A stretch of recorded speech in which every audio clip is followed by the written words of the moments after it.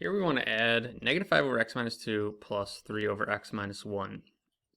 So we want to add these rational expressions together. One little note you do want to make is the denominators. So the denominators can never equal 0.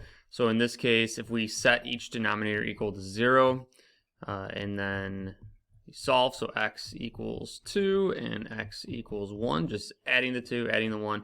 That means x cannot equal 2 and x cannot equal 1. Just want to make that up front. Some textbooks, like if you're watching this video as help with some homework you're working on or just some extra practice, some textbooks don't even mention this in this type of section. They'll wait till you get to the equation side of it, meaning like there's an equal sign, and then you really got to worry about that. But some textbooks do make a little bit more of an emphasis to making sure that every single problem you're identifying that the denominator can never equal 0.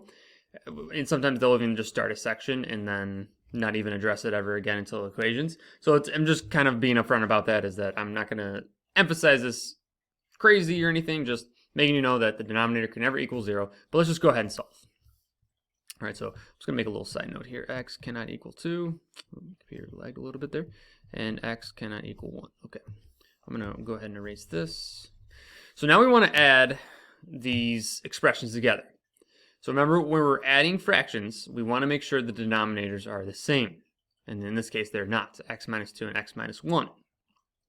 So what we want to find is an LCD, least common denominator. So I want to make these the same. So my one fraction has a denominator of x minus 2, and my other one has an x minus 1. So now if I just try to figure out, well, how do I make them the same? This one already has the x minus 2. It does not have the x minus 1, so I have to multiply this by the x minus 1. Whatever I do to the denominator, I do the numerator. Whatever I do to the bottom, I do to the top. So I'm going to multiply the top by x minus 1. Over here, all I need is an x minus 2 over here. So whatever I do to the bottom, I do to the top. So make a little side note here. If I gave you the problem 1/2 plus 1/3, and I asked you to add, you would find the LCD.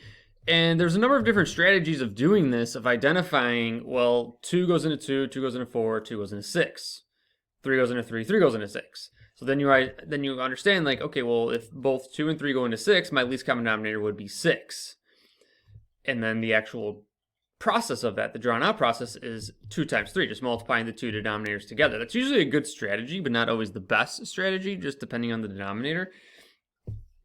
Like if this was 2 and this was 4, like I wouldn't want to go to 2 times 4 is 8. I would just want to make them 4. So something to keep in mind, but we use this concept a lot with rational expressions because typically like we would just multiply the 2 to make the LCD like that. So you notice that it's just the 2 multiplied together. X minus 2, x minus 1, x minus 1, x minus 2. It's just the 2 multiplied together. Same thing here. 2 times 3 is 6.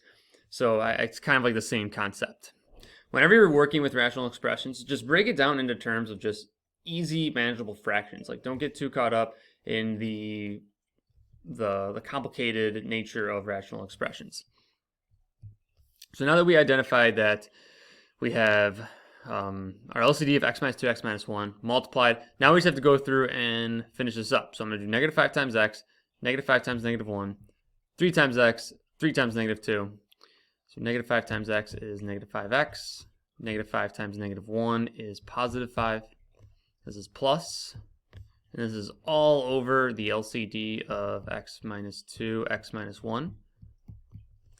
And then over here, another side note I want to make real fast. This is just an addition problem, so it's just adding. So I'm just going to do 3 times x, 3 times negative 2. If this was minus, that's going to cause some issues we have to be careful about. But here it's just plus 3, so I'm just going to do 3 times x, which is 3x, 3 times negative 2, which is negative 6. Just go through and distribute. And then we just combine like terms. So let's see, what do we have? We have negative 5x plus 3x. That's going to be negative 5 plus 3 is negative 2x. And then 5 minus 6, those are like terms. 5 minus 6 is negative 1 over x minus 2, x minus 1. This should be fine for what we're trying to get done, but technically there's a leading negative here, and sometimes textbooks are okay with it. Like sometimes you could leave it like that. Like some books might even just do this, negative 1 minus 2x, like that, and just rearrange it like that. I've seen factoring out the negative. So we'd have like negative, and then that would become positive 2x plus 1. And then that's x minus 2 over x minus 1. It really just depends on what you're trying to get done. And when I do factor out the negative, it's not like anything cancels then. So I personally think any of these three forms are completely acceptable. But you do want to just kind of be aware of this right here, of just, well, what if this bottom term was 2x plus 1? Then if you factor out the negative, then you could cancel. So something you want to be aware of, but it's almost like playing chess. Like you could look a couple steps ahead and see if I factor out that negative, nothing's going to happen. I could just rearrange it and write it like this. So any of these three answers are fine.